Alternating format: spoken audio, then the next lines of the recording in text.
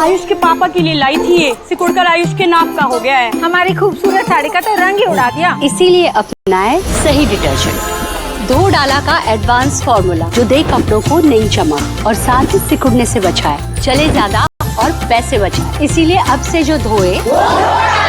ऐसे ही ये कानून बिल अभी पेश हुआ, कानून तो बना नहीं है, तो लोगों में यही चर्चा हो गई, सोशल मीडिया पर भी लोग लिखने लगे कि अगर ये कानून पहले से होता तो अरविंद केजरीवाल जेल से रहकर सरकार चलाने की बात नहीं करते।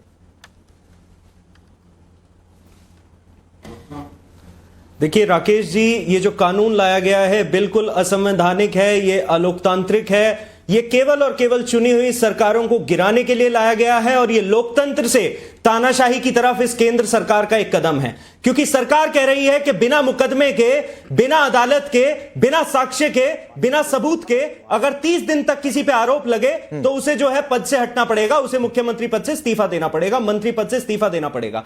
आप देखिए सत्येंद्र जैन जी के मुकदमे में क्या हुआ। 2 साल पूरा मीडिया चिल्लाता रहा जी सबूत मिल गए, हजारों करोड़ का स्कैम हो गया। 2 साल बाद सीबीआई ने क्लोजर रिपोर्ट दाखिल करते हुए कहा कि जी एक साक्ष्य नहीं है हमारे पास। अरविंद केजरीवाल जी के मुकदमे में क्या कहा मुख्य न्यायाधीश ने, सर्वोच्च न्यायालय ने, कि हजारों रेड के बाद भी एक चवन्नी की रिकवरी नहीं हुई, किसी तरह का कोई साक्ष्य नहीं है। और यही हुआ संजय सिंह की बेल के दौरान, जिसमें ईडी ने बेल का विरोध तक नहीं किया। हाँ। तो नीयत बिल्कुल साफ है, ये केवल और केवल चुनी हुई सरकार गिराना चाहते हैं। हाँ। ये केवल ईडी और सीबीआई का इस्तेमाल करके, जिन्हें माननीय सर्वोच्च न्यायालय ने कहा कि आपके तोता और मैना की तरह काम कर रहे हैं, उनका इस्तेमाल करके चुनी हुई सरकार को गिरा के जनता की अनमोल भाई, ये सरकार चुनी हुई गिराना चाहते हैं, नहीं गिराना चाहते हैं, ये आपका एक तर्क है। राजनीतिक तौर पर उसका जवाब सिद्धार्थ यादव देंगे। लेकिन मैं दूसरी बात पूछ रहा हूं, आप लोग कहते हैं संविधान बचाओ संविधान बचाओ, क्या संविधान बनाने वालों ने कभी सोचा होगा कि जेल से सरकार चलाने का कॉन्सेप्ट लेकर आएंगे राजनीतिक दल? अरे आरोप लगे तो नैतिकता के आधार पर इस्तीफा क्यों नहीं? हेमंत सोरेन ने नहीं दिया था, जमानत पर छूट कर आए तो फिर से वो सीएम बन गए। देखिए इनकी मंशा आप इस चीज से आकलन कर सकते हैं कि हमारा कानून कहता है कि जब तक a person is presumed innocent until proven guilty, जब तक अदालत में उसके ऊपर सबूत को देखते हुए आरोप सिद्ध ना हो जाए तब तक वो जो है बेकसूर है। कल को आपके ऊपर राकेश जी कोई आरोप लगा दे कि आपने 2000 करोड़ का भ्रष्टाचार किया है, तो जब तक वो अदालत में साबित ना हो जाए तब तक जो है आपको अपराधी नहीं माना जाएगा। 95% मुकदमे ईडी ने पिछले 10 साल में ऑपोजिशन पार्टीज के ऊपर किए हैं, जिसमें 174 केस बंद हुए, 6000 मुकदमे हुए, केवल 15 मामलों में सजा हुई है। सर प्लीज, 95% मुकदमों में उन्हें कोई अनमोल भाई हकीकत ईडी की, मुकदमे झूठे थे, मुकदमे सही थे, आप सही कह रहे हैं, इसका फैसला अदालत से होगा। फिर तो छोड़ दिया जाए ना शुभ रास्ता कि कोई संवैधानिक नैतिकता की बातचीत नहीं होनी चाहिए। हटाइए इसको, साइड में रखिए, हम नेता हैं, हमें जो ठीक लगेगा वो करेंगे, संवैधानिक नैतिकता की कोई बात ना करें कम से कम।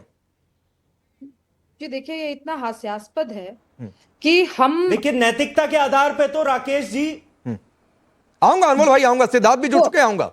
राकेश अनमोल जी, आप लोग तो ऑल्टरनेट राजनीति करने के लिए आए थे। अब आप बताइए, इतने बड़े देश में क्या हमारे पास नेताओं की कमी है? क्या हमारे पास लोगों की कमी है? क्या हमारे पास अच्छे ऐसे लोगों की कमी है क्या, जिन लोगों का कोई क्रिमिनल रिकॉर्ड कभी नहीं रहा हो और वो राजनीति में आगे बढ़ सकते हैं? मुझे तो लगता है कि हर पढ़े लिखे स्वच्छ तरीके से काम करने वाले लोगों के लिए ये एक अच्छा कदम है। इसका उसी तरीके से स्वागत होना चाहिए। आप देखिए किस तरीके से डिफेंड किया जा रहा है उन लोगों को जिनके ऊपर से केसेस हैं। भाई जो भी केसेस हैं, आप मुझे बताइए ना, क्या वो ऐसे केसेस हैं जो कि पॉलिटिकल वेंडेटा की तरह लगाए गए हैं?